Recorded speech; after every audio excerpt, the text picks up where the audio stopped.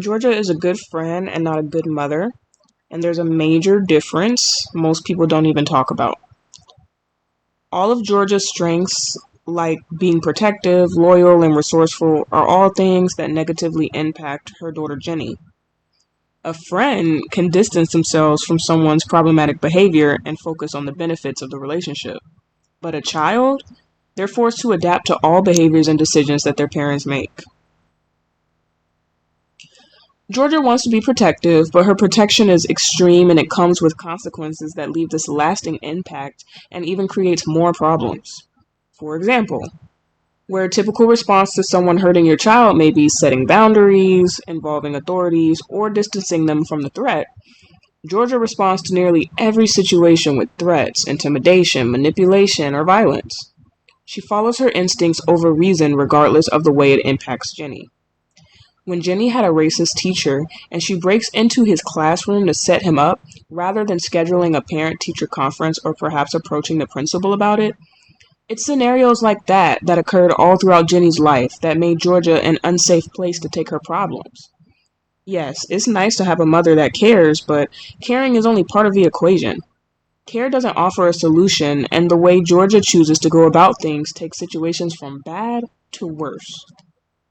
Georgia's loyalty comes with serious control issues. She controls what information Jenny gets, when she gets it, and how much of the truth she's given. From Jenny's perspective, her father Zion was never interested in being a present father, but she has not been given details that broaden the perspective.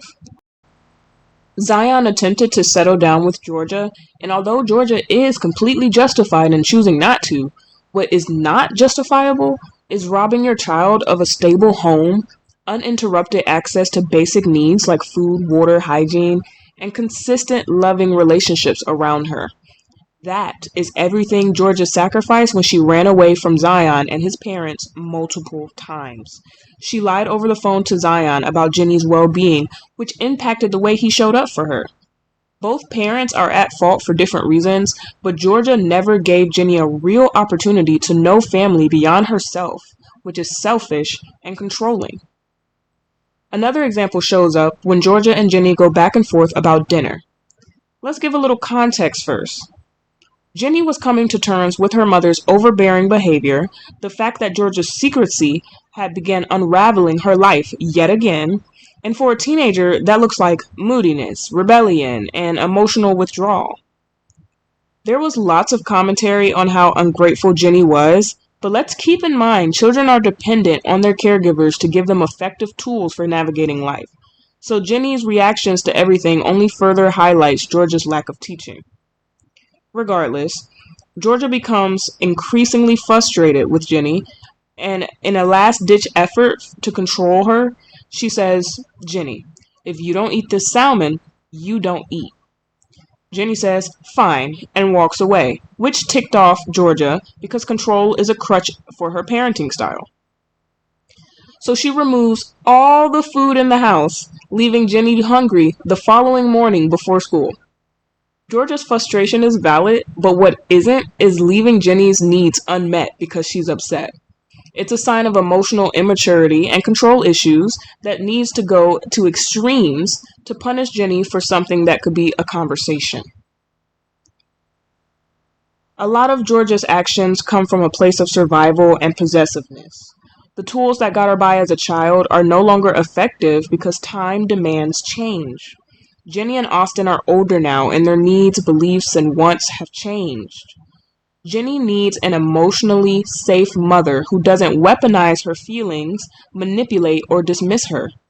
Jenny needs stability so she can have secure and consistent relationships, friendships, hobbies, and environments. Jenny wants both her parents in her life without the tension or fallout that comes along with it. Jenny wants Georgia to be less dependent on her for regulation and treat her more like an individual separate from her with her own wants, feelings, and aspirations. The list goes on and on and on, but at the end of the day, Georgia spent so much time surviving that she never learned to be a mother.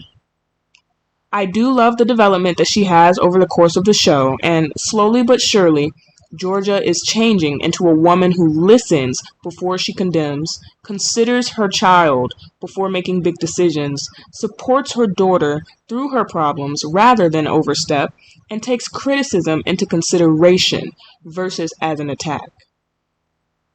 I am very interested to see where the show goes. I think that it does a great job of showing character development, and it also gags you a little bit. It's very entertaining outside of that. So, if you are a Ginny and Georgia fan, please let me know your thoughts below.